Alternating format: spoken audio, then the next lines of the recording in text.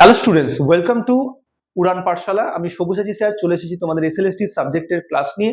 Political science সাবজেক্টের আজকে আমাদের অত্যন্ত গুরুত্বপূর্ণ একটি টপিক আমরা ডিসকাস করব। তার আগে একটা ছোট্ট ইনফরমেশন দিয়ে রাখি, সেটা হচ্ছে তোমরা যারা এই মুহূর্তে ক্লাস করছো নিশ্চয়ই জানো যে আমাদের এই ক্লাস কিন্তু টোটালি ফ্রি অফ কস্ট তোমাদের জন্য প্রোভাইড করা হচ্ছে। এবং এই ক্লাসের মধ্যে টোটাল ক্লাসের পিডিএফ নোটস বলো, তোমরা ক্লাসের প্রত্যেকটা ভিডিও, এর আগের ক্লাসগুলো এবং ইন ফিউচার যেগুলো ক্লাস তোমাদেরকে প্রোভাইড করা হচ্ছে টোটালটাই তোমরা কিন্তু উড়ান পাঠশালা অ্যাপ থেকে পেয়ে যাবে। এছাড়াও রেগুলার ওয়াইজ যে মক, অর্থাৎ প্রত্যেকটা টপিক ওয়াইজ মক বলো, ওভারঅল মক বলো, সেটাও কিন্তু তোমরা উড়ান পাঠশালা অ্যাপের থ্রু দিয়ে পেয়ে যাবে। তাই তোমাদেরকে যেটা করতে হবে, উড়ান পাঠশালা অ্যাপটাকে প্লে স্টোর থেকে ডাউনলোড করো অ্যান্ড লগ ইন করে তোমরা এই ফ্রি অফ কস্টের ক্লাসগুলো কালেক্ট করে নাও। অ্যান্ড দেন তার সঙ্গে এটাও ইনফরমেশন জেনে রাখো যে আমাদের কিন্তু উড়ান পাঠশালাতে শুধুমাত্র পলিটিক্যাল সায়েন্স সাবজেক্ট নয়, অন্যান্য সাবজেক্টের ক্লাসও ফ্রি অফ কস্ট দেওয়া হচ্ছে। এবং সেই ক্লাসগুলো তোমরা কিন্তু তোমাদের যে বন্ধু বান্ধব রয়েছে যাদের অন্য সাবজেক্টের হয়তো এসএলএসটি পরীক্ষা বসছে সেই সাবজেক্টগুলো নিয়ে, সেগুলোও কিন্তু আমরা ফ্রি অফ কস্ট প্রোভাইড করছি। তো অবশ্যই সেটা তোমরা ফলো করতে থাকো, ঠিক আছে? অবশ্যই তাহলে উড়ান পাঠশালা অ্যাপটাকে ডাউনলোড করে ক্লাসগুলোকে এবং ক্লাসের নোটসগুলোকে সেখান থেকে কালেক্ট করে নাও। চলো স্টার্ট করি আজকের পর্বের ডিসকাশন। আজকে আমরা অনেকগুলো পর্বের বিষয়গুলোকে ডিসকাস করব, যেটার উপর আমরা প্রথমে ফোকাস করব right and duty. Right and ডিউটির উপর ফোকাস করব। রাইট অ্যান্ড ডিউটির পরে নেক্সট যেটা আমরা ফোকাস করব সেটা হচ্ছে আমাদের ভেরিয়াস টাইপস অফ রাইটস, সেগুলো আমরা দেখবো। অ্যান্ড দেন আমরা ফোকাস করব হচ্ছে লিবার্টির ওপর। লিবার্টি সম্পর্কে আমরা জানবো, লিবার্টিরও ডিফারেন্স যে ক্লাসিফিকেশন গুলো রয়েছে দেখবো, লিবার্টির সঙ্গে ইকুয়ালিটি কি রিলেশন রয়েছে, এবং ভেরিয়াস টাইপস অফ লিবার্টি সেফগার্ডস গুলোও দেখে নেব।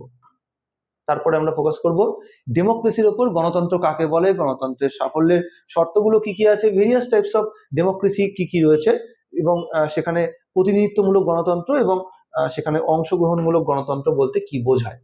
এরপরে আমরা সর্বাত্মকবাদী ব্যবস্থা সম্পর্কে জানবো। এই সর্বাত্মকবাদের ডেফিনেশন, তার বৈশিষ্ট্য এবং তার প্রধান প্রধান ফিচার্স গুলো। ফ্যাসিজমের সঙ্গে টোটালিটারিয়ানিজমের কি ডিফারেন্স রয়েছে, অর্থাৎ ফ্যাসিবাদের সঙ্গে সর্বাত্মকবাদের মধ্যে কি ফারাক রয়েছে সেটা আমরা দেখবো। সেই সঙ্গে আমরা প্রধান প্রধান উদাহরণগুলো দেখে নেব, মুসোলিনি এবং হিটলারের জার্মানি গুলো সম্পর্কে জানবো। আর রয়েছে পাবলিক ওপিনিয়ন। পাবলিক ওপিনিয়ন বলতে কি বোঝায়, পাবলিক ওপিনিয়নের সঙ্গে মিডিয়ার কি কানেকশন রয়েছে, এবং আজকের দিনের গণতন্ত্রে পাবলিক ওপিনিয়নের কি বৈশিষ্ট্য। আর আমাদের ফোকাস করতে হবে পলিটিক্যাল পার্টি সম্পর্কে, তার ডেফিনেশন, তার ফাংশন, পার্টি সিস্টেম সম্পর্কে আমরা জানবো, এবং ভেরিয়াস টাইপস অফ পার্টি সিস্টেমের বৈশিষ্ট্য কি সেটা আমরা দেখে নেব। অ্যান্ড দেন আমরা ফোকাস করব হচ্ছে প্রেশার গ্রুপস, বা আমরা বলবো ইন্টারেস্ট গ্রুপস। তো এই স্বার্থ গোষ্ঠীগুলো সম্পর্কে জানবো, এবং চাপ সৃষ্টিকারী গোষ্ঠীর সঙ্গে স্বার্থ গোষ্ঠীর কি ফারাক রয়েছে সেটা আমরা দেখবো, এবং পলিটিক্যাল পার্টির সঙ্গে এগুলোর কি ডিফারেন্স রয়েছে সেটা আমরা দেখবো। অনেকে এটা কনফিউজড হয়, তো সেটা আমরা দেখে নেব। তো এই হচ্ছে টোটাল আজকে আমাদের টপিক। আর লাস্ট হচ্ছে আমরা রিপ্রেজেন্টেশন সম্পর্কে জানবো। প্রতিনিধিত্বের মধ্যে অনেকগুলো বিষয় রয়েছে, বিশেষ করে আমাদের আধুনিক গণতান্ত্রিক ব্যবস্থায় কোন ধরনের প্রতিনিধিত্ব ব্যবস্থা সব থেকে সঠিকভাবে এস্টাবলিশ করা যায়, এবং অ্যাডাল্ট পিপল কিভাবে আমাদের এই নির্বাচনে অংশগ্রহণ করার মধ্য দিয়ে এই প্রতিনিধিত্ব ব্যবস্থাটাকে আরো ভালোভাবে এস্টাবলিশ করতে পারে। এর মধ্যে ভেরিয়াস টাইপস অফ ইডিওলজি যেগুলো রয়েছে, লাইক লিবারালিজম রয়েছে, ডেমোক্রেটিক সোশ্যালিজম, সেগুলোর উপর ফোকাস করব, এবং ভেরিয়াস টাইপস অফ ডেমোক্রেসির সঙ্গে এই ডেমোক্রেটিক সোশ্যালিজমের কি ডিফারেন্স রয়েছে সেটা আমরা জেনে নেব। অ্যান্ড ল, এটা অলরেডি আমরা ডিসকাশন করেছি, সো আরেকবার এটাকে জাস্ট রিভিশন মতো করে নেব, এবং তার সোর্সেস গুলো দেখে নেব। আইনের বিভিন্ন সোর্সেস রয়েছে, এবং সেই সোর্সেস গুলোর বিভিন্ন যে সোর্সেস গুলো রয়েছে তার বৈশিষ্ট্যগুলো আমরা দেখে নেব।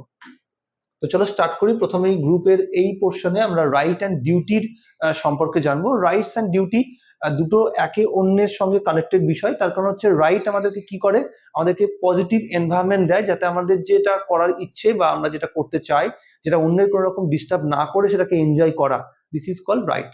আর ডিউটি মানে এই রাইট গুলো এনজয় করার ক্ষেত্রে আমাদের কিছু দায়িত্ব কর্তব্য থাকে, কারণ উইদাউট ফুলফিলমেন্ট এনিথিং, তো আমরা কোনো যদি পেয়ে যাই কোনো কিছু, তাহলে সেটা আমাদের কাছে কি মনে হবে, খুব একটা ভ্যালুয়েবল নয়। কিন্তু যখন আমরা কোনো কিছুর বদলে কোনো কিছু পাবো, তখন সেটা আমাদের কাছে কিন্তু অনেক কিছু ভ্যালুয়েবল হয়ে যাবে। তো সেটা এখানে ইন্ডিকেট করা হয়েছে যে রাইটস আর legal, various types of rights হয়। লিগাল স্যাংশনের থ্রু দিয়ে রাইট পেতে পারে, সোশ্যাল স্যাংশনের থ্রু দিয়ে পেতে পারে, এথিক্যাল কিছু প্রিন্সিপালস রয়েছে, তার বেসিসেও আমরা ভেরিয়াস টাইপস অফ রাইটস পেতে পারি। এবং সেই সঙ্গে ভেরিয়াস টাইপস অফ রাইটস গুলো এখানে ইন্ডিকেট করে দিয়েছি, লাইক ন্যাচুরাল রাইটস কি আছে, মোরাল রাইটস কি আছে, কন্ট্রাকচুয়াল রাইটস কি আছে, লিগাল রাইটস কি আছে, as well as human rights কি আছে। এই প্রত্যেক ধরনের রাইটস এর সোর্স রয়েছে, যেমন এখানে দেখো ইন্ডিকেট করে দিয়েছি সিভিল রাইটস, সিভিল রাইটস বলতে নাগরিক অধিকারকে বোঝানো হয়, যে নাগরিক অধিকারের প্রধান প্রধান বিষয়গুলো এখানে ইন্ডিকেট করা আছে। রাজনৈতিক অধিকার, তারও এক্সাম্পল আমি আগেই বলেছিলাম, ভোটাধিকার এবং ভোটে নির্বাচনে অংশগ্রহণ করা এগুলো। আর্থিক অধিকার, কোনো কিছু কাজ করার বিনিময়ে কোনো অর্থ পাওয়া বা কোনো সরকারি চাকরি পাওয়া, এগুলো সব অর্থনৈতিক অধিকার হিসেবে ইন্ডিকেটেড। এবার সামাজিক অধিকার বা সোশ্যাল রাইটস বলতে বোঝানো হয় শিক্ষা, স্বাস্থ্য, সমতা বা সমাজের বিভিন্ন রকম মর্যাদা লাভ করা, এগুলো সবই সোশ্যাল রাইটস হিসেবে ইন্ডিকেটেড হয়। এক্ষেত্রে আমরা সামাজিক বিভিন্ন বৈষম্যের কথাও বলতে পারি, যে লিঙ্গগত যে বৈষম্য রয়েছে, বর্ণগত যে বৈষম্য রয়েছে, জাতিগত যে বৈষম্য রয়েছে, এগুলো আমাদের কিন্তু এই সামাজিক অধিকারগুলোকে খর্ব করে। তো সেগুলোকে দূর করা, অর্থাৎ সামাজিক কোনো বৈষম্য থাকবে না, এটাও কিন্তু সামাজিক অধিকারকে গ্র্যান্ট করে। অন্যদিকে প্রতিরোধের অধিকার, অর্থাৎ আমরা যদি কোনো দুর্নীতি বা আইনের বিরুদ্ধে বা সরকার কোনো স্বৈরতান্ত্রিক অ্যাক্টিভিটি করছে সেটার বিরুদ্ধে কোনো প্রতিরোধ করি, এবং সেগুলো কিন্তু অবশ্যই শান্তিপূর্ণ ওয়েতে হবে, তাহলে সেগুলোকে আমরা প্রতিরোধের অধিকার বলে ইন্ডিকেট করতে পারি, যেটাও আমাদের কিন্তু রাইট টু রেজিস্টেন্স বা আমরা বলতে পারি যে প্রতিরোধের অধিকারের মধ্যে অন্তর্ভুক্ত। এক্ষেত্রে কর্তব্যের সঙ্গে অধিকারের কানেকশন আমাদের দেখতে হবে, সেটা হচ্ছে অধিকারগুলো কর্তব্য ছাড়া অসম্পূর্ণ। কারণটা আমি একটু আগে বললাম, যে যদি তুমি কোনো কিছু বিনিময়ে কোনো কিছু পাও, তখন তোমার কাছে সেটা ভ্যালুয়েবল হয়। তাই তোমার যদি অধিকারগুলোকে তোমাকে ভ্যালুয়েবল মনে করতে হয়, তাহলে অবশ্যই কিছু ফুলফিল করো, কিছু কর্তব্য পালন করো, তারপরে সেখান থেকে যখন তুমি অধিকার লাভ করবে তখন তোমার কাছে সেটা অনেক বেশি ভ্যালুয়েবল হবে। এক্স্যাক্টলি আমাদের ভারতের সংবিধানে কিন্তু এই কারণেই 1976 সালে মৌলিক কর্তব্য যুক্ত করা হয়েছে। এক্ষেত্রে আমরা দেখব সংবিধান জাতীয় প্রতীক, পরিবেশের প্রতি সম্মান, সম্প্রীতি এবং সরকারি সম্পত্তির প্রতি যে রক্ষা করার যে অ্যাক্টিভিটি, এগুলো সব হচ্ছে আমাদের মৌলিক কর্তব্য হিসেবে ইন্ডিকেটেড। এবং এই কর্তব্য কিন্তু শুধু ভারতবর্ষ নয়, যে কোনো রাষ্ট্রের সরকারের কিন্তু বা দেশের জনগণের বা নাগরিকদের আবশ্যিক কর্তব্য হিসেবে ইন্ডিকেটেড। লিবার্টির সংজ্ঞা আইনের সীমার মধ্যে ব্যক্তিদের নিজের ইচ্ছে মতো কাজ করার যে বিষয়, তাকে আমরা লিবার্টি বলি। এই লিবার্টির সঙ্গে কিন্তু ফ্রিডমের ফারাক আছে। লিবার্টি যেখানে আইনি স্বীকৃতি জ্ঞান করে, সেখানে কিন্তু ফ্রিডম আইনি স্বীকৃতিকে জ্ঞান করে না। ফ্রিডমের বিষয়টা অনেক বেশি বাই ডিফল্ট বিষয়। স্বাধীনতার সঙ্গে সাম্যতার ডিফারেন্স কি আছে বা এর মধ্যে রিলেশন কি আছে? এরা একে অন্যের সম্পূরক। কিভাবে? আমরা যদি স্বাধীনতা সঠিকভাবে এস্টাবলিশ না করি সমতাভাবে সাম্যতার সঙ্গে, তাহলে কিন্তু স্বাধীনতা সম্পূর্ণভাবে এস্টাবলিশ করা সম্ভব নয়। তাই সমতাই আমাদেরকে স্বাধীনতাকে সঠিকভাবে এস্টাবলিশ করতে সাহায্য করে। অন্যদিকে আমরা যদি স্বাধীনতার সুরক্ষার দিকগুলোকে দেখি, যেমন হচ্ছে রুল অফ ল না থাকলে কেউ যদি আইনের ঊর্ধ্বে চলে যায়, তাহলে সেখানে কখনোই কিন্তু স্বাধীনতা সুরক্ষিত হতে পারে না। বা আমরা যদি দেখি স্বাধীন বিচার ব্যবস্থা নেই, বিচার ব্যবস্থাকে কেউ নিয়ন্ত্রণ করছে, তাহলে সেখানে বিচার ব্যবস্থা নিউট্রালি কাজ করতে পারবে না। আর নিউট্রালি যখনই কাজ করতে পারবে না, সেখানে আমরা বলতে পারবো না যেখানে স্বাধীনতা রয়েছে। একইভাবে মৌলিক অধিকার দেশে নেই, তাহলে জনগণ যদি অধিকারই এনজয় করতে না পারে, তাহলে কি করে আমরা বলবো যে তার কাছে স্বাধীনতা তার কাছে ইম্পর্টেন্ট বা স্বাধীনতা তার কাছে রয়েছে? একই সঙ্গে আমরা দেখব যদি সংবাদ মাধ্যমের তার যদি স্বাধীনতা খর্ব করা হয়, বা আমরা যদি দেখি শিক্ষা বা দেশের যে সরকারি ব্যবস্থা সেটা বিকেন্দ্রীভূত না হয়ে কেন্দ্রীভূত হয়, তাহলে সেই কেন্দ্রীভূত সরকার একটা সময় স্বৈরাচারী অ্যাক্টিভিটি করতে পারে। তাহলে প্রত্যেকটা বিষয় কিন্তু স্বাধীনতাকে সুরক্ষিত করার জন্য প্রয়োজন। অর্থাৎ স্বাধীনতাকে সুরক্ষিত করতে গেলে এই বিষয়গুলোর প্রত্যেকটিরই গুরুত্ব রয়েছে। এই স্বাধীনতার সঙ্গে আমরা ফ্রিডমের কানেকশন কি পাবো, বা লিবার্টির সঙ্গে আমরা ফ্রিডমের কি কানেকশন পাবো? এখন লিবার্টি আর ফ্রিডমকে যদি আমরা দেখি, এটা দুটো একই রকম মনে হলেও এদের মধ্যে ফারাক আছে। লিবার্টি আইনি স্যাংশনের উপর নির্ভর করে, ফ্রিডম কিন্তু কোনো আইনি স্যাংশনের উপর নির্ভর করে না। এটা জন্মগতভাবে প্রত্যেকটা মানুষের বাই ডিফল্ট একটি বিষয়। ফ্রিডমের কনসেপ্টটা অনেক বেশি ন্যাচুরাল ম্যাটার্স, সেখানে লিবার্টির কনসেপ্টটা অনেক বেশি লিগাল ম্যাটার্স। যদি আইনি প্রক্রিয়ার মাধ্যমে নির্দিষ্ট একটা বাতাবরণ তৈরি করতে হয়, তাহলে সেটাকে আমরা লিবার্টি বলবো। যেমন ধরো আমরা জানি যে আমাদের ভারতবর্ষে right to life and personal liberty রয়েছে। তো ওইটাকে অবশ্যই আমরা দেখবো যে আইনি প্রক্রিয়ার মাধ্যমে গ্র্যান্ট করা হয়েছে। আইনি প্রক্রিয়ার মধ্য দিয়ে আমাদের লিবার্টি বিষয়টাকে সেখানে স্বীকৃতি দেওয়া হয়েছে। অন্যদিকে ফ্রিডমের কনসেপ্ট যদি বলি যে আমাদের বাক স্বাধীনতার বিষয়, তাহলে সেটা অনেক বেশি ন্যাচুরাল বিষয়। এটা কোনো নির্দিষ্ট আইনি প্রক্রিয়ার মাধ্যমে দেওয়া হবে তারপরে এনজয় হবে, এরকম নয়। সো দো অফেন ইউজড ইন্টারচেঞ্জেবলি, একে অন্যের সঙ্গে কানেক্টেড, এবং liberty and freedom have subtle differences in meaning, specially in political philosophy. তো রাজনৈতিক দর্শনের থ্রু দিয়ে আমরা দুটোর মধ্যে ফারাক পাবো। সেখানে ফ্রিডম হচ্ছে অনেক বেশি মানসিক বিষয়, লিবার্টি অনেক বেশি সরকারের বা রাষ্ট্রের স্যাংশনের বিষয়। রাষ্ট্র যদি স্যাংশন করে তবে আমরা এটাকে এনজয় করতে পারবো। সো এখানে আমি ইন্ডিকেট করে দিয়েছি অর্থ কি আছে তার থ্রু দিয়ে এবং তার কি বৈশিষ্ট্য আছে তার থ্রু দিয়ে, এই দুটোর মধ্যে ফারাক। এগুলো তোমাকে এক্সামে যখন এরকম কোনো কোশ্চেন যদি দেয় লিবার্টি আর ফ্রিডমের মধ্যে ফারাক, তো এই পয়েন্টগুলোই দেখবে সেখানে দেওয়া থাকবে। প্রথমত লিবার্টি বলতে এখানে কি বলা হচ্ছে, এখানে বলা হচ্ছে একটি এমন বিষয় যে বিষয়টাকে সামাজিক বিধির মধ্য দিয়ে নিয়ে এসেছে বা আইনি কোনো প্রক্রিয়ার মধ্য দিয়ে মান্যতা দেওয়া হয়েছে। কিন্তু ফ্রিডমের বিষয়টা কি, এখানে দেখবো কোনো বাধা বিপত্তি না থাকা, এটাকে ইন্ডিকেট করা হচ্ছে। So freedom is a total absence of external restraints, কোনো রকম বাইরের কোনো প্রতিবন্ধকতা না থাকা। অন্যদিকে নেচারগতভাবে দেখবো এটা অনেক বেশি ইনস্টিটিউশনাল এবং লিগালি প্রোটেক্টেড, মানে কোনো প্রতিষ্ঠানের মধ্য দিয়ে এস্টাবলিশ করা হয়েছে এবং আইনি প্রক্রিয়ার মধ্য দিয়ে করা হয়েছে। যেমন ধরো কনস্টিটিউশনাল লিবার্টি, আমাদের সংবিধানে যে লিবার্টি গুলোর কথা বলেছে, সেই লিবার্টি গুলো কিভাবে পাচ্ছি? সংবিধান এটা একটা গ্রন্থ, একটা ডকুমেন্ট, তার থ্রু দিয়ে এস্টাবলিশ হচ্ছে, আর তার সঙ্গে সঙ্গে এটা প্রতিষ্ঠান, আমাদের রাষ্ট্র প্রতিষ্ঠান, তার মাধ্যমে এস্টাবলিশ হচ্ছে। কিন্তু ফ্রিডমের ক্ষেত্রে কি দেখবো, এটা একটা ফিলোসফিক্যাল কনসেপ্ট, দার্শনিক একটি কনসেপ্ট, এবং এটা অনেক বেশি ন্যাচুরাল ম্যাটার্স। যেমন ফ্রিডম অফ থট, আমার ভাবার স্বাধীনতা, এটা কি আমার ভাবনাটা কি কারোর দ্বারা নিয়ন্ত্রিত? আমার মানসিক বিষয়, আমি আমার স্বাধীনতা রয়েছে যে কোনো কিছুকে ভাবা বা যে কোনো ভাবনাকে গ্রহণ করা। অর্থাৎ আমি যদি মনে করি যে গোটা বিশ্ব সমাজ একই রকম এবং আমার বিশ্ব সৌভ্রাতৃত্ব বোধকে আমি প্রচার করব, তো আমি মানসিকভাবে এটা তৈরি করতে পেরেছি এবং মানসিকভাবে আমি অন্য মানুষকে এই থটটাকে শেয়ার করলাম, এবং দেখা যাচ্ছে সেই মানুষটাও এটাকে অ্যাকসেপ্ট করলো, বললো একদমই ঠিক, তো তোমার মতো আমিও তাহলে বিশ্ব মানবতাবাদের কথা বলবো। তো এইরকম ভাবে এটা কোনো কেউ আইনি স্বীকৃতি দেবে তারপরে আমরা এই ভাবনা স্বাধীনতা ভোগ করবো, এরকম নয়। এটা বাই ডিফল্ট এনজয়েবল এবং এটা ন্যাচুরাল ম্যাটার্স, এটা কারোর দ্বারা নিয়ন্ত্রিত নয়, কোনো আইনে স্যাংশন করবে তারপরে আমি ভাবার স্বাধীনতা ভোগ করবো, এরকম নয়। অন্যদিকে এটা স্কোপ হচ্ছে অনেক বেশি লিমিটেড, যেহেতু এটা আইনি স্বীকৃতি, তাহলে কোনো দেশ আইনি স্বীকৃতি দিল তাহলে পেলাম, কোনো দেশ দিল না তাহলে আমি সেখানে এনজয় করলাম না, তাহলে তার উপর এটা গ্র্যান্টেড হয়। এবং এখানে কিন্তু আনলিমিটেড থিওরিটিক্যাল কনসেপ্ট, তো মানসিক কনসেপ্ট, এখানে কেউ নিয়ন্ত্রণ করার নেই, এটা আনলিমিটেড কনসেপ্ট সেই জন্য। আর এখানে এক্সাম্পল হিসেবে right to freedom of speech within the limits of law কে ইন্ডিকেট করতে পারি। অন্যদিকে ability to think whatever even ones without resistance, তার মানে এখানে কোনো রকম নিয়ন্ত্রণ থাকবে না, আমার ভাবনা চিন্তার উপর, আমার আমার দার্শনিক থটের উপর কেউ নিয়ন্ত্রণ করবে না, সেটাকে ইন্ডিকেট করা হয়।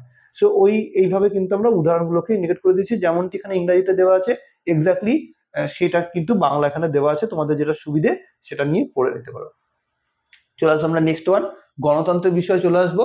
গণতন্ত্র হচ্ছে খুব একটা মানে আধুনিক কনসেপ্ট অবশ্যই, এবং আধুনিক এই কনসেপ্টের ক্ষেত্রে আমরা দেখবো যে ডেমোক্রেসিকে সবসময় হিউম্যান ডিগনিটি, ইকুয়ালিটি, লিবার্টি এইগুলোর মাথায় রেখে কিন্তু পরিচালনা করতে হয়। আমরা দেখবো গণতন্ত্র বলতে স্বাভাবিকভাবে আব্রাহাম লিঙ্কনের সেই বিখ্যাত কোটেশন আমাদের মনে আসবে যে জনগণের জন্য, জনগণের দ্বারা, জনগণের শাসন। এখন এই গণতান্ত্রিক কনসেপ্ট এটা কিন্তু শুধুমাত্র যে ভারতবর্ষে এস্টাবলিশড হয়েছে এরকম নয়, গোটা বিশ্বের প্রচুর কান্ট্রি রয়েছে যারা গণতান্ত্রিক ব্যবস্থাকে সাপোর্ট করে, এবং আমরা দেখবো আধুনিক কালের পুরো বিশ্বের মোর দ্যান 70% কান্ট্রি কিন্তু গণতন্ত্রকে গ্রহণ করেছে। এখন এই গণতন্ত্রের রূপ কিন্তু ডিফারেন্ট। এখানে গণতন্ত্রকে একটি আদর্শ হিসেবে ইন্ডিকেট করা হচ্ছে, বলা হচ্ছে গণতন্ত্র মানব মর্যাদা, সমতা, স্বাধীনতা এবং জনগণের অংশগ্রহণকে সমুন্নত করেছে। এক্ষেত্রে গণতন্ত্রকে একটি ফর্ম অফ গভর্নেন্স হিসেবে যদি আমরা দেখি, তাহলে দেখবো গণতন্ত্র হচ্ছে জনগণের সরকার, জনগণের দ্বারা, জনগণের জন্য পরিচালিত ব্যবস্থা, যা কিনা আব্রাহাম লিঙ্কনের কোটেশন থেকে নেওয়া। তাহলে গণতন্ত্রের আমরা 4টি স্তম্ভ বলে ইন্ডিকেট করি, 3টি স্তম্ভ এখানে দেখতে পাচ্ছি, একটা হচ্ছে আইন বিভাগ, একটা শাসন বিভাগ, একটা হচ্ছে বিচার বিভাগ। এই 3টে ক্ষেত্রে জনগণের পার্টিসিপেশন থাকবে। তার মানে সরকারি কাজকর্মে জনগণ পার্টিসিপেট করা, এটাই হচ্ছে গণতন্ত্র। এখন এই পার্টিসিপেট করা দুটো ভাবে হতে পারে, একটা হতে পারে জনগণ নিজেই আইনসভায় যাচ্ছে, নিজেই শাসন বিভাগের অংশ, নিজেই আবার বিচার বিভাগকে দেখছে, এরকম ব্যবস্থাকে আমরা প্রত্যক্ষ গণতন্ত্র বলি। আর পরোক্ষ গণতন্ত্র মানে সেখানে কোনো প্রতিনিধির মাধ্যমে সরকারি কাজকর্মে অংশগ্রহণ করা। তাহলে আমাদের ভারতবর্ষে প্রত্যক্ষ এবং পরোক্ষ এই দুই গণতন্ত্রের মধ্যে কোন গণতন্ত্র আছে?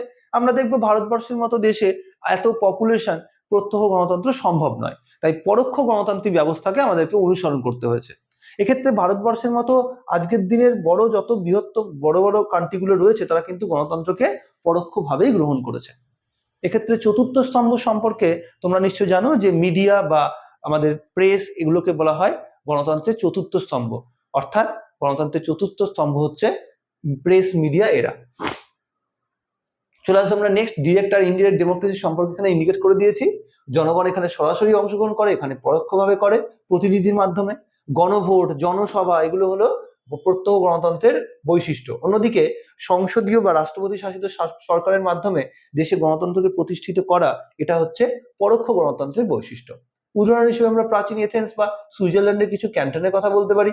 আর ভারত, মার্কিন যুক্তরাষ্ট্র বা ব্রিটেন, এগুলোকে আমরা পরোক্ষ গণতান্ত্রিক ব্যবস্থার এক্সাম্পল হিসেবে ধরতে পারি।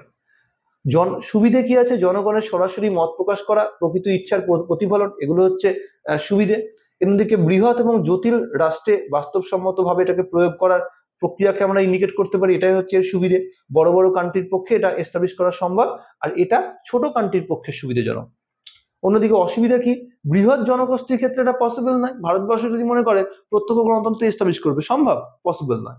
কিন্তু বড় বড় কান্ট্রির পক্ষে এটা কিন্তু সম্ভব, যেটা হচ্ছে জনগণ এবং প্রতিনিধির মধ্যে দূরত্ব তৈরি হয়। যেহেতু প্রতিনিধি থাকে, তো আমাদের এরিয়ার একজন এমপি আছে, সেই এমপি কে আমি চিনি, কিন্তু এমপি কি আমাকে ইন্ডিভিজুয়ালি চিনবে? বা এমএলএ কে ইলেক্ট করেছি, সেই এমএলএ কে আমি ভোট দিয়েছি, আমি চিনি, কিন্তু এমএলএ কি ইন্ডিভিজুয়ালি সব্যসাচী সাহাকে চিনবে? চিনবে না। তাহলে এখানে কিন্তু একটা ডিস্টেন্স তৈরি হয় প্রতিনিধির সঙ্গে জনগণের। আবার অনেক সময় হয়, জনগণ যেহেতু প্রতিনিধিকে নির্বাচন করার পর তারপরে কিন্তু তার উপরে কোনো নিয়ন্ত্রণ নেই। আগামী 5 বছর সে জনগণের ভালো কাজ করবে না খারাপ কাজ করবে, সেটা আর আমাদের হাতে নিয়ন্ত্রণ নেই।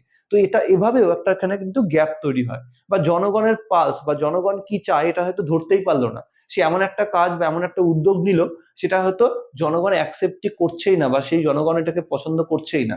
তো সেগুলো একটা গ্যাপ তৈরি হয়। সো এটা একটা সমস্যার দিক। সো এভাবে সুবিধা অসুবিধাগুলো আমরা আইডেন্টিফাই করলাম।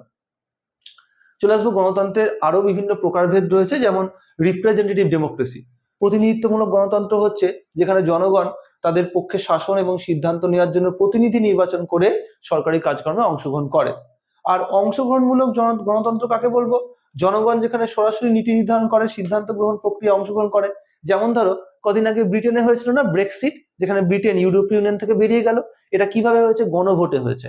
বা জুনাগড়, আমাদের ভারতবর্ষের একটি অন্যতম রাজ্য ছিল, দেশীয় রাজ্য, যে ভারতবর্ষের মধ্যে যুক্ত হতে চেয়েছিল, এবং জুনাগড়ে কি করা হয়েছিল?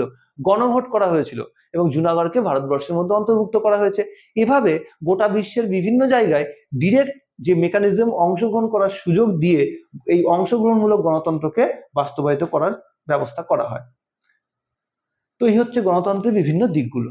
এবার আমরা ফোকাস করব আরেকটি গুরুত্বপূর্ণ দিক, তা হচ্ছে সর্বাত্মকবাদ বা সর্বতন্ত্রবাদ। এটাকে আমরা টোটালিটেরিয়ানিজম বলে থাকি। এর ডেফিনেশন বলতে আমরা বলবো যে এমন একটি স্বৈরশাসন ব্যবস্থা যেখানে একটা সমাজ ব্যবস্থার সমস্ত স্তরে আমরা দেখব একটি নির্দিষ্ট শাসকের নিয়ন্ত্রণ থাকে। যেমন ধরো, একদিন সকালে ঘুম থেকে উঠে দেখলে ভারতবর্ষের গণতন্ত্র নেই। তোমাকে বলে দেওয়া হচ্ছে ঘুম থেকে উঠে সকালবেলায় যে তুমি ব্রেকফাস্টে কি খাবে, তুমি কখন স্নান করবে, তোমার তোমার হেয়ার স্টাইল কি হবে, অ্যান্ড দেন তুমি রাস্তা দিয়ে বেরোবে, সেখানে তুমি বিভিন্ন নিউজ পেপার দেখতে পাবে, সেই নিউজ পেপারে নির্দিষ্ট একজন শাসক, তার কথাই বলা আছে, একদম প্রথম পেজ থেকে লাস্ট পেজ অব্দি শুধু তার জয় জয়কার দেওয়া আছে। অ্যান্ড তারপরে তুমি কোথায় কাজ করবে, কি কাজ করবে, ঠিক কতটুকু কাজ করবে সেটাও নিয়ন্ত্রিত। তারপরে তুমি মাসের শেষে কাজের কি বিনিময়ে কি টাকা পাবে, সেটাও সেই নির্দিষ্ট ক্ষেত্র দ্বারা নিয়ন্ত্রিত। এভাবে যখন তোমার জীবনের প্রত্যেকটা ক্ষেত্রকে নির্দিষ্ট কোনো একজন শাসক নিয়ন্ত্রণ করবে, এরকম ব্যবস্থাকে আমরা বলবো সর্বাত্মকবাদ, অর্থাৎ সমাজের সর্বত্র তার নিয়ন্ত্রণ প্রতিষ্ঠিত। আমরা এরকম কান্ট্রি এই মুহূর্তে নর্থ কোরিয়াকে বলতে পারি। কিম জং হচ্ছে নর্থ কোরিয়ার সেই শাসক যিনি সর্বাত্মকবাদী ব্যবস্থাকে কিছুটা হলেও এস্টাবলিশ করেছেন। একটা সময় জার্মানির হিটলার বা মুসোলিনি, ইটালির, তাদেরকে আমরা এই সর্বাত্মকবাদী রাষ্ট্র ব্যবস্থার অন্যতম শাসক হিসেবে ইন্ডিকেট করতে পারি। আসলে সর্বাত্মক ব্যবস্থা এটা একটা এস্টাবলিশ করা, কোনো ওয়েললি অর্গানাইজড এস্টাবলিশ করা ব্যবস্থা নয়। কোন একটি শাসক একটা সময়ে আস্তে আস্তে নিজের ক্ষমতাটাকে এতটাই বৃদ্ধি করে যে তার দ্বারাই সবকিছু নিয়ন্ত্রিত হয়।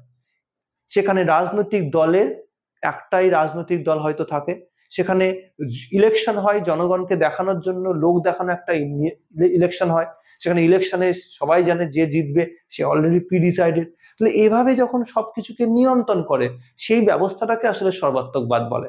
সর্বাত্মকবাদ বলে আলাদা করে কোনো আলাদা শাসন ব্যবস্থার কনসেপ্ট নেই, যে কোনো শাসন ব্যবস্থায় সর্বাত্মকবাদী ব্যবস্থায় পরিণত হতে পারে। এটা আসলে ডিপেন্ড করে জনগণের অ্যাওয়ারনেসের উপর, জনগণের চাওয়া পাওয়ার উপর। জনগণ যদি সর্বাত্মকবাদকে অ্যাকসেপ্ট করে নেয় যে ওকে ঠিক আছে আমরা এটাকেই মেনে নিচ্ছি, তাহলে সেটা যে কোনো ব্যবস্থা, আমাদের ভারতবর্ষের মতো গণতান্ত্রিক ব্যবস্থাও এক বছর পরেই সর্বাত্মকবাদী ব্যবস্থায় পরিণত হতে পারে। আর যদি জনগণ সর্বোচ্চ সবসময় সদাজাগ্রত থাকে, তাহলে কিন্তু কোনো সরকারই সে কিন্তু এরকম স্বয়ংক্রিয়ভাবে বা তার যে একনায়কতান্ত্রিক ব্যবস্থা তাকে এস্টাবলিশ করতে পারে না। বৈশিষ্ট্যগুলো দেখে নিই আমরা। নিয়ন্ত্রকমূলক সেন্সরশিপকে সাপোর্ট করা, প্রচার যন্ত্রকে ব্যবহার করে জনগণের মধ্যে নিজেকে এস্টাবলিশ করা এবং একদলীয় শাসনকে সাপোর্ট করা, বিরোধীদের যে কোনো ভাবে দমন করা, এগুলোই হচ্ছে এর বৈশিষ্ট্য। এবং সর্বতন্ত্রবাদ হিসেবে ফ্যাসিবাদী ব্যবস্থাকে যদি আমরা দেখি, ফ্যাসিবাদের চরম জাতীয়তাবাদকে সাপোর্ট করা হয়, এখানে উগ্র জাতীয়তাবাদকে সাপোর্ট করা হয়। গণতন্ত্রের বিরোধী সামরিকতান্ত্রিক মতবাদকে সাপোর্ট করা, অর্থাৎ বল প্রয়োগ বা মাসেল পাওয়ারকে ইউজ করা হয়। এটাকে আমরা মুসোলিনির কথা বলতে পারি ইটালির, বা আমরা হিটলারের জার্মানির কথা বলতে পারি। চলে আসলে আমরা এখানে ডিফারেন্স দেখে নিই। আমাদের বিভিন্ন রকম যে সর্বাত্মকবাদী ব্যবস্থা রয়েছে তার ডিফারেন্স গুলো দিয়ে কোশ্চেন দেয়। প্রথমত ফ্যাসিস্ট বা ফ্যাসিবাদী ভাবনা চিন্তা, কমিউনিস্ট মানে সমাজতান্ত্রিক শাসন ব্যবস্থার মাধ্যমে সর্বাত্মকবাদ, থিওক্রিটিক অর্থাৎ অভিজাততন্ত্র বা ধর্ম অভিজাততান্ত্রিকই বলবো, অভিজাততান্ত্রিক যে সর্বাত্মকবাদী ভাবনা চিন্তা। মিলিটারি হচ্ছে আমাদের সামরিক সর্বনিয়ন্ত্রণবাদী শাসন ব্যবস্থা। এবং টেকনোক্রেটিক বা ডিজিটাল টোটালিনিজম, যেটা আমরা প্রযুক্তি নির্ভর সর্বনিয়ন্ত্রণবাদী অ্যাক্টিভিটি বলবো। তো প্রথমত এটাকে চরম জাতীয়তাবাদকে সাপোর্ট করা হয় ফ্যাসিবাদে। এখানে জাতীয়তাবাদকে এটাকে চরম বলবো, এটাকে তার সঙ্গে আমরা বিকৃতও বলতে পারি। তো বিকৃত জাতীয়তাবাদকে এখানে সাপোর্ট করা হয়, মানে নিজের জাতি শ্রেষ্ঠ, অন্য সব জাতি খারাপ, এরকম একটা ভাবনা চিন্তা এখানে লালন পালন করা হয়। গণতন্ত্র বিরোধী এবং রাষ্ট্রনেতার গৌরবকে বেশি গুরুত্ব দেওয়া, যেমন আমি একটু আগে মুসোলিনি বা হিটলারের কথা বলেছি। জনগণকে খুব ভালোভাবে সেখানে কিন্তু জনগণের মানে ভাবনা চিন্তাকে নিয়ন্ত্রণ করা হয় বা জনগণকে মোল্ড করা হয়। কমিউনিস্ট ক্ষেত্রে সর্বতন্ত্রবাদী উদাহরণ বা তার বৈশিষ্ট্য, প্রথমত শ্রেণীহীন সমাজের নামে কঠোর একদলীয় শাসন ব্যবস্থা এস্টাবলিশ করবে এবং রাষ্ট্র সব কিছুকে নিয়ন্ত্রণ করবে, মানে কোনো প্রাইভেট সেক্টর থাকবে না, পুরোটাই কন্ট্রোল করবে সরকার। স্টালিনের সোভিয়েত ইউনিয়নের কথা বলতে পারি, বা মাও সেতুংয়ের চীনকে বলতে পারি। ধর্মতান্ত্রিক সর্বতন্ত্রবাদ, এখানে কি হয়, ধর্মীয় কর্তৃত্বকে ব্যবহার করা হয় বিভিন্ন রাষ্ট্র, বিশেষ করে আমরা এই মুহূর্তে ইরানের কথা বলবো। 1979 সালের পরবর্তীকালে ইরানের ব্যবস্থা বা তালিবান শাসিত আফগানিস্তান হচ্ছে এই ধর্মতান্ত্রিক সর্বতন্ত্রবাদী ব্যবস্থার উদাহরণ। রিসেন্টলি বাংলাদেশেও কিছুটা এরকম ধর্মতান্ত্রিক সর্বতন্ত্রবাদের এস্টাবলিশমেন্টের কিছু বৈশিষ্ট্য আমরা দেখতে পাচ্ছি। সামরিক সর্বতন্ত্রবাদ আমাদের একদম পাশেই আছে মিয়ানমার, সেখানে আমরা দেখবো সামরিক সরকার রয়েছে এবং সামরিক সরকার সেনাবাহিনীকে ব্যবহার করে রাষ্ট্রের পুরো কাজকর্মকে নিয়ন্ত্রণ করে। আর প্রযুক্তি নির্ভর ক্ষেত্রে আমরা দেখবো নজরদারি এবং কৃত্রিম বুদ্ধিমত্তাকে ইউজ করে সর্বতন্ত্রবাদকে নিয়ন্ত্রণ করা। যেমন ধরো তোমার হাতে একটা মোবাইল ফোন আছে, এরকম ভারতবর্ষের মোটামুটি মোর দ্যান 60% পিপুলের হাতে মোবাইল ফোন আছে, এবং মোবাইল ফোনের মাধ্যমে আমাদের যাবতীয় অ্যাক্টিভিটিকে কিন্তু যে কোনো এই প্রযুক্তিটাকে যে ব্যবহার করছে তার কিন্তু চলাফেরাকে নিয়ন্ত্রণ করা যায় বা তার চলাফেরাকে আইডেন্টিফাই করা যায়। অর্থাৎ আমি আজকে কোথায় আছি সেটা কিন্তু গুগল লোকেশন অলরেডি শেয়ার। তো এইরকম ভাবে আমার প্রত্যেকটা বিষয়কে নিয়ন্ত্রণ করা, আজকে আমরা সিসিটিভির মাধ্যমে পুরোটাই মোড়া, আমাদের রাস্তাঘাটে চলাফেরা করছি, ট্রেনে বাসে চলাফেরা করছি, যে কোনো পাবলিক প্লেসে দেখবে সিসিটিভি থাকে এবং সিসিটিভির মাধ্যমে কিন্তু আমাদেরকে নিয়ন্ত্রণ করতে পারে বা আমাদেরকে সবসময় লক্ষ্য রাখতে পারে। তো এরকম ভাবে সরকার বিভিন্ন রকম প্রযুক্তিকে ব্যবহার করে জনগণকে যে সবসময় নজরদারির মধ্যে রাখা, এটাকেই আমরা বলবো যে প্রযুক্তি নির্ভর সর্বতন্ত্রবাদ, যেটা আমরা নর্থ কোরিয়ার ক্ষেত্রে দেখতে পাই বা চীনের ক্ষেত্রে দেখতে পাই। চায়না এবং নর্থ কোরিয়া হচ্ছে একদম পারফেক্ট এক্সাম্পল, যারা প্রযুক্তিকে এতটাই হাই লেভেলে নিয়ে গেছে যে সরকার কিন্তু প্রযুক্তিকে ইউজ করে জনগণের প্রত্যেকটা নারী নক্ষত্রকে নিয়ন্ত্রণ করছে বা প্রত্যেকটা নারী নক্ষত্রকে নজরদারি করছে, প্রয়োজনে সে নিয়ন্ত্রণ এস্টাবলিশ করতে পারবে। চলে আসবো আমরা নেক্সট পোর্শনে। জন স্টুয়ার্ট মিল, যিনি আমরা দেখবো যে তার বিখ্যাত বই কনসিডারেশন অন রিপ্রেজেন্টেটিভ গভর্নমেন্ট, যেখানে প্রতিনিধিত্ব সম্পর্কে বলেছেন। তো প্রতিনিধিত্ব মানে কি, আমরা নিজেরা কোথাও অংশগ্রহণ করছি না, কিন্তু আমরা আমাদের একটা রেপ্লিকা হিসেবে কাউকে সেই পাওয়ারটা দিচ্ছি। এবং এখানে আমরা দেখবো যে nation should be self govern and for liberty and good governance and advocated the role shared nationality and public opinion. So দুটো বিষয় এখানে গুরুত্বপূর্ণ। নাম্বার ওয়ান সেলফ গভর্ন, অর্থাৎ নিজেকে শাসন করা, আর দ্বিতীয় হচ্ছে শেয়ার্ড ন্যাশনালিটি, অর্থাৎ প্রত্যেকের যে জাতীয়তাবাদী কনসেপ্ট সেটাকে বাকিদের মধ্যে শেয়ার করা। এক্ষেত্রে তার বিখ্যাত যে কোটেশন রয়েছে, the strongest of all reasons for preference of one's own government is that it is one's own. তাহলে প্রত্যেকের তাদের যে গণতান্ত্রিক ব্যবস্থা বা দেশের যে শাসনতান্ত্রিক ব্যবস্থা, তাকে যদি জনগণ নিয়ন্ত্রণ করতে পারে তো সেটাকে আমরা তার এক্সাম্পল হিসেবে ধরতে পারি। অন্যদিকে মিশেল ওয়ালজার, তিনি তার বিখ্যাত বই জাস্ট অ্যান্ড আনজাস্ট ওয়ার্ডস, সেখানে আমরা দেখতে পাবো যে কমিউনাল অটোনমিকে এবং মোরাল জাস্টিফিকেশনকে ইন্ডিকেট করেছেন। তার বিখ্যাত যে quotation, self determination is the right of people to become a people to choose its own political path. তাহলে তাদের যে রাজনৈতিক ভবিষ্যৎ, সেটাকে নিয়ন্ত্রণ করার ক্ষমতা জনগণের হাতেই দেওয়ার কথা বলেছেন। জাস্ট অ্যান্ড আনজাস্ট ওয়ার্ডস 1977-এ পাবলিশড হওয়া এই বইতে তিনি এটা উল্লেখ করেছেন। উইল কিমলিকা, তিনি মাল্টিকালচারাল সিটিজেনশিপ আর liberal theory of minority rights, তাতে কি বলেছেন? তিনি বলছেন যে promotes internal self determination through group differentiated rights, অর্থাৎ বিভিন্ন রকমের যে সেলফ ডিটারমিনেশনের কনসেপ্ট রয়েছে তা কি করে, আলাদা আলাদা বিভিন্ন গ্রুপের মধ্যে ডিফারেন্স তৈরি করে। And advocates for minority cultural rights, তাহলে এখানে যারা সংখ্যালঘু তাদের ইন্টারেস্টের কথা বা তাদের অধিকার নিয়ে ভাবার কথা বলা হয়েছে। এখানে তার বিখ্যাত quotation, self governance rights are justified as a means of ensuring the survival of minority cultures. তাহলে প্রত্যেকটা যে গণতান্ত্রিক ব্যবস্থা, তাতে দেখা যায় যে মাইনরিটি যে রাইটসটা, সেটা দিনকে দিন অনেক বেশি গুরুত্ব হারিয়ে ফেলে।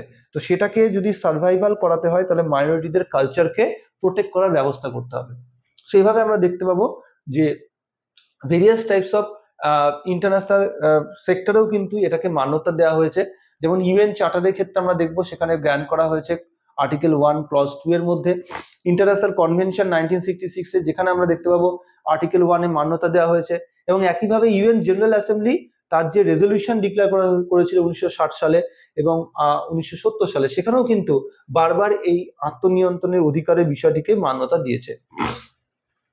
এখানে উদাহরণ হিসেবে আমরা প্যালেস্তাইনের কথা বলতে পারি, কুর্দিস্তানের কথা বলতে পারি, বা ক্যাটালোনিয়ার কথা বলতে পারি, বা স্কটল্যান্ডের কথা বলতে পারি, বা সাউথ সুদানের কথা বলতে পারি। এর মধ্যে আমরা দেখব যে রাইট টু স্টেটহুড, এটাকে ইন্ডিপেন্ডেন্স ইসরায়েলি অকুপেশন থেকে সেপারেট করার বিষয়টাকে রেকগনাইজ করার ক্ষেত্রে ইউএন এখনো কিন্তু তাকে মেম্বারশিপ দেয়নি, বাট গোটা বিশ্বের প্রায় 100+ কান্ট্রি তাকে প্যালেস্তাইনকে রাষ্ট্র বলে স্বীকার করে নিয়েছে। কুর্দিস্তানের ক্ষেত্রে দেখবো আমরা ইরাক, তুর্কি এবং সিরিয়ার মধ্যে শুধুমাত্র ইরাকেই তারা স্থানীয় স্তরে কিছু আত্মনিয়ন্ত্রণের অধিকারকে মান্যতা পেয়েছে। বাকি কান্ট্রিগুলো মানে সিরিয়া এবং তুর্কি তারা কিন্তু সাপোর্ট করেনি। আবার স্পেনের ক্যাটালোনিয়া, সেটা কিন্তু আমরা দেখবো যে ইলিগাল বলে ডিক্লেয়ার করেছে। স্পেন যে অ্যাক্টিভিটি ক্যাটালোনিয়াতে করে সেটাকে ইলিগাল বলে ডিক্লেয়ার করেছে, বাট এটা গ্র্যান্টেড নয়, অর্থাৎ এটাকেও এখনো অবধি স্পেন কিন্তু মান্যতা দেয়নি। আর স্কটল্যান্ড এটা তো মান্যতাই দেয়নি, ব্রিটেন পুরোপুরি তাকে কেয়ারলেস করে রেখে দিয়েছে। স্কটল্যান্ডের যে দীর্ঘদিনের ডিমান্ড তাদেরকে আলাদা করতে দিতে হবে, দেয়নি। সাউথ সুদানের ক্ষেত্রে সাকসেসফুলি 2011 সালে সুদান থেকে সাউথ সুদান সেপারেট হয়ে গেছে, ইউনাইটেড নেশন থেকেও মান্যতা পেয়েছে। রিসেন্ট এক্সাম্পল অফ ডেভেলপমেন্টস যেটা আমি এখনই বলছিলাম, ওগুলো এখানে লেখা আছে সেন্টেন্স আকারে, Catalonia, Scotland, Palestine and South Sudan. Next হচ্ছে ওয়েস্টার্ন সাহারা, আর একটা খুব গুরুত্বপূর্ণ প্লেস যেখানে রেফারেন্ডাম হয়েছিল, রেফারেন্ডামের ডিমান্ড হয়েছিল, কিন্তু সেটা এখনো মরক্কো গভর্নমেন্ট কিন্তু সাপোর্ট করেনি। অ্যান্ড ফিচার্স অফ ন্যাশনালিজম আমরা একটু আগে দেখলাম যে common identity, territorial unity, sovereignty, emotional attachment, unifying force, এগুলো সব হচ্ছে এর এক্সাম্পল। জাতীয়তাবাদের প্রকারভেদ আমরা দেখবো liberal nationalism, cultural nationalism, ethnic nationalism, aggressive nationalism and civic nationalism. Various টাইপসের জাতীয়তাবাদের কনসেপ্ট হয়। জাতীয়তাবাদের কনসেপ্টটা আসলে কান্ট্রি ওয়াইজ ডিফারেন্ট, কারণ জাতীয়তাবাদ ইউনিক একটা কনসেপ্টকে ইন্ডিকেট করে। সো একটা ডিফারেন্ট কান্ট্রিতে এটা ডিফারেন্ট ভাবে ইন্ডিকেটেড হয়। যেমন যদি লিবারাল ন্যাশনালিজম বলি, তাহলে এখানে ব্যক্তি স্বাধীনতার উপর বেশি গুরুত্ব দেওয়া হয়। কালচারাল ন্যাশনালিজমের ক্ষেত্রে অভিন্ন সংস্কৃতির উপর জোর দেওয়া হয়। এথনিক ন্যাশনালিজমের ক্ষেত্রে বংশগত পরিচয়কে গুরুত্বপূর্ণ মনে করা হয়। অন্যদিকে অ্যাগ্রেসিভ ন্যাশনালিজম বলতে সেখানে সম্প্রসারণবাদী বা একে অপরের বিরোধিতা করার মধ্য দিয়ে এগিয়ে যাওয়াকে ইন্ডিকেট করা হয়। অ্যান্ড সিভিক ন্যাশনালিজমের ক্ষেত্রে নাগরিকদের যে অধিকার, নাগরিকদের যে সাম্যতা, সেগুলোর উপর জোর দেওয়া হয়। Now we have focus on public opinion. Public ওপিনিয়নের ক্ষেত্রে আমরা একটু আগে বললাম যে জনমত প্রত্যেকটা দেশে, সেটা গণতন্ত্র হোক বা অন্য কোনো ব্যবস্থা হোক, সব ক্ষেত্রে কিন্তু জনমত একটা গুরুত্বপূর্ণ ফ্যাক্টর। এবং আজকের দিনে যেখানে প্রত্যেকটা মানুষের হাতে মোবাইল ফোন আছে, তারা তাদের বক্তব্য পেশ করতে পারে খুব সহজে, আমরা আমাদের বক্তব্যকে হাজার হাজার লক্ষ লক্ষ মানুষের কাছে পৌঁছে দিতে পারি। এবং এই যে আমাদের পাবলিক ওপিনিয়ন দেওয়ার যে জায়গা, এটার যে একটা বিশাল একটা পরিধি তৈরি হয়েছে, এটা কিন্তু পাবলিক ওপিনিয়নের কনসেপ্টকে একই সঙ্গে অনেক বেশি রেসপন্সিবলও করেছে। সো পাবলিক ওপিনিয়নের ভেরিয়াস টাইপস হয়। মিডিয়া অ্যান্ড পাবলিক ওপিনিয়ন, যেটা প্রেস, মিডিয়া, টিভি, রেডিও, ইন্টারনেটের মাধ্যমে ছড়াতে পারে। জনমত গঠনের আরো বিভিন্ন ওয়ে আছে, সংবাদপত্র, টেলিভিশন, রেডিও, ইন্টারনেট, এগুলো আমি বলছিলাম এখনই। ইম্পর্টেন্স কি আছে? Influence policy making, checks government and enhance participation. যে তিনটে গুরুত্বপূর্ণ দিক। একটা হচ্ছে এখানে নীতি নির্ধারণের প্রভাব ফেলে, যেমন কদিন আগে আমরা দেখলাম যে পাকিস্তান রাষ্ট্রের টাকা নেই, তবুও কিন্তু ভারতবর্ষের সঙ্গে যুদ্ধ করার বিষয়ে সেখানকার জনগণের ডিমান্ডের ভিত্তিতে পাকিস্তান রাষ্ট্র ভারতবর্ষের এগেনস্টে যুদ্ধ ঘোষণার মতো অ্যাক্টিভিটি করলো। বা আমাদের ইন্ডিয়ার গভর্নমেন্ট, সেখানে ইন্ডিয়া গভর্নমেন্ট তো আরো কিছুদিন সময় নিচ্ছিল, কিন্তু তার আগে জনগণের এত ডিমান্ড হতে লাগলো যে ভারত সরকারকে দ্রুত স্টেপ নিতে হলো অপারেশন সিন্দুরের মাধ্যমে। সরকারকে নিয়ন্ত্রণে রাখে পাবলিক ওপিনিয়ন। কখনো কখনো আমরা দেখব যে সরকার পাবলিক ওপিনিয়ন দ্বারা নিয়ন্ত্রিত হয়। জনগণের রাজনৈতিক অংশগ্রহণ এর মাধ্যমে অনেক অনেক বেশি বৃদ্ধি পায়।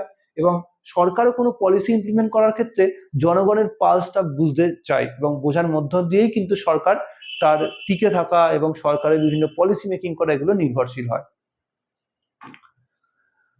পলিটিক্যাল পার্টি, তো পাবলিক ওপিনিয়নের বিষয় পড়ে যেটার উপর আমরা ফোকাস করবো সেটা হচ্ছে পলিটিক্যাল পার্টি। যে মেকানিজম গুলো আমরা দেখছিলাম পাবলিক ওপিনিয়নে, তার সঙ্গে কানেক্টেড পলিটিক্যাল পার্টি। আর গ্রুপ অফ পিপল, যেটা কিছু নির্দিষ্ট সিমিলার ইডিওলজির উপর বেস করে তৈরি। সো পলিটিক্যাল পার্টি মানে একটা গ্রুপ, যে গ্রুপে বেশ কিছু ব্যক্তি রয়েছে যারা সিমিলার ইডিওলজির উপর বেস করে ইউনাইটেড হয়েছে। এখন পলিটিক্যাল পার্টির উদ্দেশ্য কি? প্রত্যেকটা পলিটিক্যাল পার্টির উদ্দেশ্য একটাই, যেন তেন প্রকারের সরকারি ক্ষমতাকে অকুপাই করা। এবং একবার সরকারি ক্ষমতায় পৌঁছে গেলে সেটা কোনোভাবেই যেন হাতছাড়া না হয়, তার জন্য যা যা করণীয় তাই তাই করবে। প্রয়োজনে এটাও বলতে পারে যে আগামী বছর থেকে নির্বাচন হবে না, কারণ আমাদের দেশে প্রচুর খরচ হচ্ছে। তো এভাবে কিন্তু সরকারি অ্যাক্টিভিটিকে নিয়ন্ত্রণ করা এবং কোনোভাবেই সরকারি ক্ষমতাকে হাত থেকে না যেতে দেওয়াই হচ্ছে রাজনৈতিক দলগুলোর প্রধান উদ্দেশ্য। কার্যাবলীর মধ্যে আমরা পেয়ে যাব, প্রথমত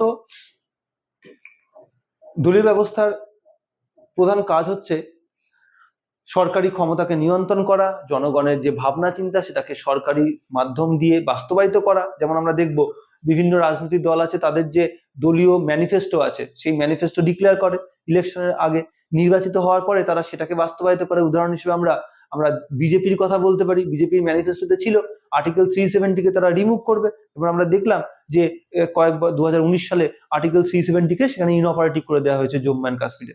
তো এভাবে দলীয় ভাবনা চিন্তাটাকে এখানে কি করা হয়, সামনে রেখে ইলেকশনে দাঁড়ানো হয় এবং নির্বাচনের পরে চেষ্টা করে সেই দলীয় সিদ্ধান্তকে বাস্তবায়িত করা সরকারের মধ্য দিয়ে।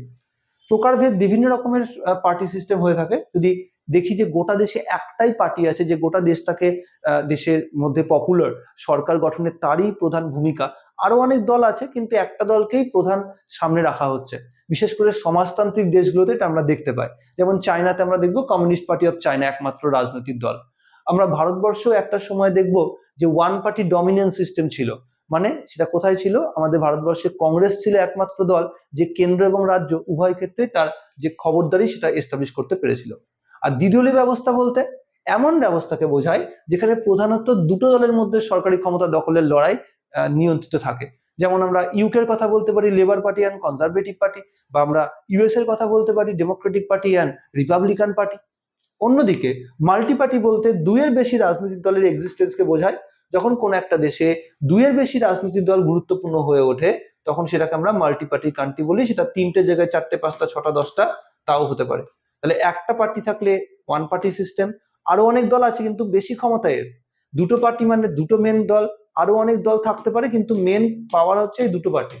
আর মাল্টি পার্টি বলতে more than two political party, সেটা দুইয়ের জায়গায় 3, 4, 5 যত খুশি হতে পারে। প্রভাবশালী দলীয় ব্যবস্থা অর্থাৎ এককেন্দ্রিক ব্যবস্থার মধ্যে, মানে একদলীয় ব্যবস্থা না হয়েও একদলের মতো দেখতে লাগে কোথায়? আমাদের ভারতবর্ষের উদাহরণ দিতে পারি আমরা। আমাদের সংবিধান কার্যকরী হওয়ার আগে বা ইন্ডিপেন্ডেন্সের আগের সময়কাল থেকে একদম 1977 সাল অব্দি ভারতবর্ষে কিন্তু কংগ্রেসেরই কন্ট্রোলিং ছিল গোটা সেন্ট্রাল এবং স্টেট গুলোতে। নেক্সট চলে আসবে আমরা চাপ সৃষ্টিকারী গোষ্ঠী। মনে রাখবে প্রেসার গ্রুপস এটা কিন্তু নির্দিষ্ট ইন্টারেস্ট গ্রুপের একটা পার্ট। ইন্টারেস্ট গ্রুপ কি? যখন কোনো একটি গ্রুপ অফ পিপল তারা নির্দিষ্ট কোনো একটা স্বার্থের উপর বেস করে গ্রুপ হয় এবং সেই স্বার্থটাকে চরিতার্থ করতে চায়, তখন তাকে আমরা ইন্টারেস্ট গ্রুপ বলি। আর এই ইন্টারেস্ট গ্রুপ কোনো একটা সময়ে যখন প্রেসারাইজ করার মধ্য দিয়ে তাদের সেই ডিমান্ডটাকে ফুলফিল করে, তখন তাকে আমরা প্রেসার গ্রুপ বলবো। তার মানে আমরা উদাহরণ হিসেবে বলতে পারি, ধরো আমরা কিছু ছেলেমেয়েরা মিলে একটা সরস্বতী পুজো করবো, তাহলে আমাদের উদ্দেশ্য কি? সরস্বতী পুজো করা। তাহলে এই সরস্বতী পুজো করার উদ্দেশ্য, তাহলে আমাদের ইন্টারেস্ট গ্রুপ আমরা কি হিসেবে হলাম? সরস্বতী পুজো করার ইন্টারেস্ট আছে আমাদের, তাহলে সেই ইন্টারেস্টের উপর বেস করে কারোর পুজো করার ইচ্ছা আছে অন্য কিছু, বা কারোর পুজো করার ইচ্ছে নেই, তাহলে সে কিন্তু এই ইন্টারেস্ট গ্রুপের গ্রুপ নয়, মানে এই ইন্টারেস্ট গ্রুপের পার্ট নয়। শুধুমাত্র আরো 10 জন যারাও ইন্টারেস্ট রয়েছে সেম সরস্বতী পুজো করার, তারাই কিন্তু ইউনাইটেড হয়ে সরস্বতী পুজোটা করবে। না, সরস্বতী পুজো হয়ে গেল, সরস্বতী পুজোর পরে এবার কি করতে হবে? আমাদের সেই সরস্বতী পুজোর পরে আমাদের একটা পিকনিক আছে, পিকনিক হয়ে গেলে আমাদের কাজ শেষ। তাহলে ইন্টারেস্ট গ্রুপের যে কাজ, সেটা কিন্তু খুব স্বল্প সময়ের, খুব লং টার্মে এটা টিকে থাকবে এরকম নয়। তাদের স্বার্থ পূরণ হয়ে গেলেই তাদের কাজ শেষ। এক্স্যাক্টলি ইন্টারেস্ট গ্রুপের ক্ষেত্রে সেটাই হয়। আর প্রেসার গ্রুপ কখন হয়? ইন্টারেস্ট গ্রুপের এক্সাম্পল হিসেবে আমরা বিভিন্ন রাজনৈতিক দলের আওতায় থাকা ছাত্র ইউনিয়নকে বলতে পারি, বিভিন্ন শ্রমিক ইউনিয়নকে বলতে পারি, আরো বিভিন্ন যে বিভিন্ন ব্যবসায়িক ইউনিয়ন রয়েছে সেগুলোকেও বলতে পারি। এই ইউনিয়নগুলো নির্দিষ্ট দলের ছত্রছায়ায় এই জন্যই থাকে যে কখনো যদি সেই দল সরকারি ক্ষমতায় যায়, তখন তারা ওই দলকে প্রেসারাইজ করে তাদের যে ইচ্ছে, তাদের যে ডিমান্ড, সেই ডিমান্ডগুলোকে পূরণ করতে পারে।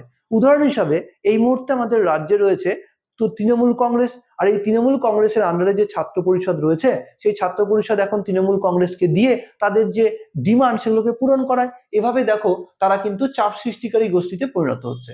আর যদি নেক্সট ইয়ারে তৃণমূল সরকার পাল্টে গিয়ে আর একটা বি নামে অন্য একটা কোনো সরকার বা অন্য যে কোনো একটা এবিসিডি দলের সরকার তৈরি হলো, তাহলে সেই এবিসিডি দলের সরকারের যে এরকম ইউনিয়ন রয়েছে, তারা তখন তাদের যে ইন্টারেস্ট সেটাকে প্রেসারাইজ করে বাস্তবায়িত করবে।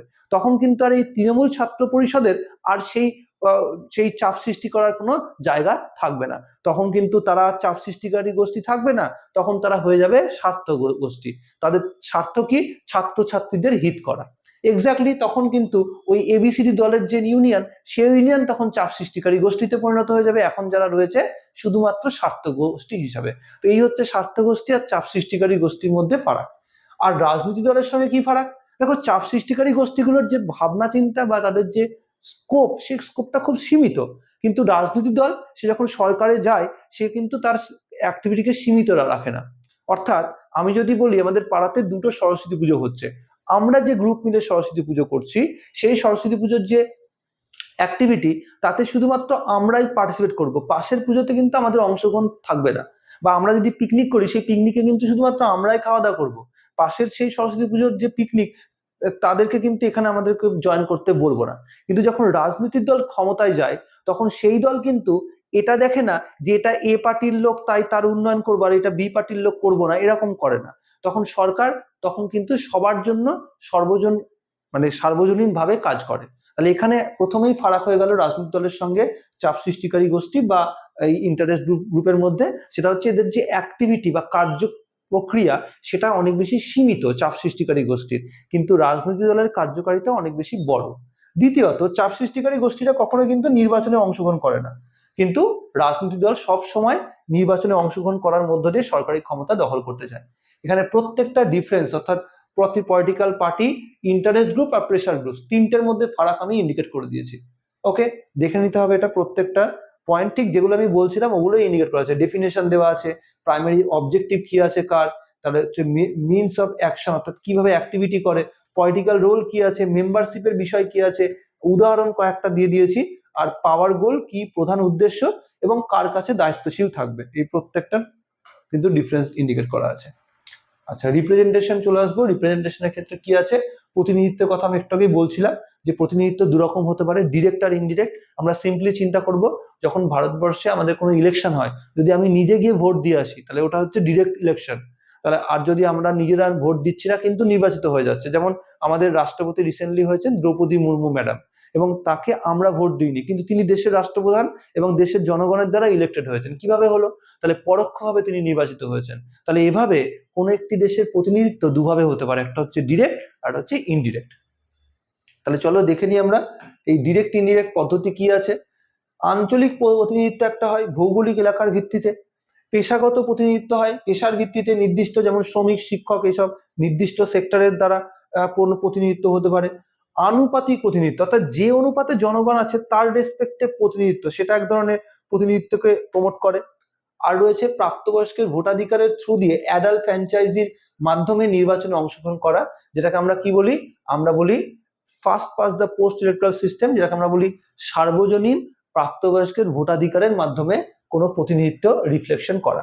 তাহলে আমাদের গোটা বিশ্বে বিভিন্ন রকমের যে প্রতিনিধিত্ব রয়েছে তার মধ্যে গণতান্ত্রিক ক্ষেত্রে সব থেকে জনপ্রিয় হচ্ছে এই প্রাপ্তবয়স্কের ভোটাধিকারের মাধ্যমে নির্বাচনে অংশগ্রহণ করা, যাকে আমরা বলছি পরোক্ষ প্রতিনিধিত্ব ব্যবস্থা। এই পরোক্ষ প্রতিনিধিত্ব ব্যবস্থা দুরকম আছে, সুবিধেও আছে অসুবিধেও আছে। সুবিধে কি, এটা সার্বজনীন, ফলে প্রত্যেক প্রাপ্তবয়স্ক নাগরিকরা সমান ভোটাধিকার পায়। কিন্তু অসুবিধা হচ্ছে যাদেরকে ভোটাধিকার দেওয়া হয় সবাই যে শিক্ষিত হবে, সবাই যে সজাগ হবে তার অধিকার সম্পর্কে, এবং যখন সে ভোট দেবে সেই ভোট দেওয়ার ক্ষেত্রে সে যে ভাবনা চিন্তা করে ভোট দেবে তার কিন্তু কোনো গ্যারান্টি নেই। ফলে অশিক্ষিত মানুষের কাছে এই ক্ষমতা গেলে সেই ক্ষমতা অ্যাকচুয়ালি কোনো মিনিংলেস, তার কোনো ভ্যালুই থাকবে না। তাই অবশ্যই সার্বজনীন ভোটাধিকারের আগে সার্বজনীন শিক্ষা দেওয়া উচিত। সার্বজনীন রাজনৈতিক জ্ঞান না থাকলে কিন্তু সেটা কখনোই এস্টাবলিশ হওয়া সম্ভব নয়। অ্যান্ড দেন মতাদর্শগতভাবে কয়েকটা বিষয়ের উপর ফোকাস করবো। একটা হচ্ছে উদারনীতিবাদ, যেটা হচ্ছে ব্যক্তিগত স্বাধীনতা, অধিকার সীমিত সরকার এগুলোকে জ্ঞান করে, এবং আমরা দেখবো সেখানে দু রকমের রয়েছে, একটা হচ্ছে ক্লাসিক্যাল উদারনীতিবাদ রয়েছে এবং আধুনিক উদারনীতিবাদ রয়েছে। আধুনিক উদারনীতিবাদের ক্ষেত্রে আমরা বিভিন্ন রাষ্ট্রবিজ্ঞানী, যেমন আমরা জন রলসের কথা বলতে পারি, টি.এইচ. গ্রিনের কথা বলতে পারি, যারা আধুনিক উদারনীতিবাদের কনসেপ্টকে ইন্ডিকেট করেছেন। যার মধ্যে আবার গণতান্ত্রিক সমাজতন্ত্রবাদ, যার একটি ডিভিশন, যে গণতান্ত্রিক সমাজতন্ত্রবাদ আবার বলে যে রাজনৈতিক গণতন্ত্রের সঙ্গে সামাজিক মালিকানার সমন্বয় ঘটাতে হবে, অর্থাৎ পাবলিক সেক্টর গুলোকে বাড়াতে হবে, বিপ্লব নয় সংস্কারের মাধ্যমে সমাজের পরিবর্তন করাকেই তারা সাপোর্ট করে। উদাহরণ হিসেবে আমরা নেহেরুর যে ভাবনা চিন্তা ছিল, যেটা আমাদের ভারতবর্ষের ক্ষেত্রে অ্যাপ্লিকেবল হয়েছে, তাকে আমরা ইন্ডিকেট করতে পারি, বা ব্রিটেনে লেবার পার্টির যে রুলস সেটাকে আমরা ইন্ডিকেট করতে পারি। লয়ের সম্পর্কে এর আগে তোমাদের আমি পড়িয়েছি, তো এখানে আরেকটা ইন্ডিকেট করা আছে ল সম্পর্কে, ভেরিয়াস টাইপস অফ ল সম্পর্কে ইন্ডিকেট করা আছে। ল কাকে বলে ইন্ডিকেট করা হয়েছে। লয়ের সঙ্গে অন্যান্য বিভিন্ন যে বিষয়গুলো রয়েছে, যেমন লিবার্টির সঙ্গে কি কানেকশন রয়েছে, তার কি কি সোর্স রয়েছে, লাইক রিলিজিয়ন একটা সোর্স, লেজিসলেশন অর্থাৎ আইনসভা সেটা একটা সোর্স, এবং জুডিশিয়াল প্রসিডিওর অর্থাৎ বিচার বিভাগের বিভিন্ন জাজমেন্টগুলো আইনের প্রধান সোর্স হিসেবে কাজ করে। আন্তর্জাতিক আইন, এটা আমরা আন্তর্জাতিক আইন গ্রুপ সি পড়তে গিয়ে প্রথম দিনের ক্লাসেই করেছিলাম আন্তর্জাতিক আইন কাকে বলে। সো ভেরিয়াস টাইপস অফ আন্তর্জাতিক আইনেরও সোর্স রয়েছে। বিশেষ করে আন্তর্জাতিক আইনের সোর্স হচ্ছে বিভিন্ন রাষ্ট্রের মধ্যে সম্পর্ক, তাদের মধ্যে চুক্তি, এই সংক্রান্ত বিষয়গুলো, এবং এখানে সেটা ইন্ডিকেট করা হয়েছে ফর্মাল সোর্স। আর সেখানে ফর্মাল সোর্সের মধ্যে প্রাইমারি অ্যান্ড সাবসিডিয়ারি পাবো। প্রাইমারি বলতে ট্রিটিস, কাস্টম এগুলোকে ইন্ডিকেট করে, বা জেনারেল প্রিন্সিপালস। আর সাবসিডিয়ারি যেগুলো আনুষঙ্গিক, এটা হচ্ছে জুডিশিয়াল বিভিন্ন ডিসিশন এবং ভেরিয়াস টাইপস অফ যে বিভিন্ন যে রাইটার্সদের লেখা বইপত্র রয়েছে সেগুলোকে ইন্ডিকেট করা হয়। সো এই হচ্ছে various types of sources of international law. আধুনিক উদারনীতিবাদের কনসেপ্ট একটু আমি বলছিলাম। সো আধুনিক উদারনীতিবাদের কনসেপ্ট, এটা রিপিট নোটস হয়ে গেছে। আচ্ছা চলো তাহলে আমরা ইন্ডিকেট করে নিই আজকে যে যে টপিকগুলো আমরা কভার করলাম সেটার মধ্যে মনে রাখতেই হবে এরকম বিষয় কি কি রয়েছে। প্রথমত অধিকার সম্পর্কে বলা হয়েছে যে অধিকার হলো আইন এবং নৈতিকতার দ্বারা স্বীকৃত মানুষের দাবি সমূহ। স্বাধীনতা মানে হলো আইন সিদ্ধ সীমার মধ্যে থেকে ব্যক্তির ইচ্ছে মতো কাজ করার যে বিষয় বা অধিকার, সেটাকে ইন্ডিকেট করা।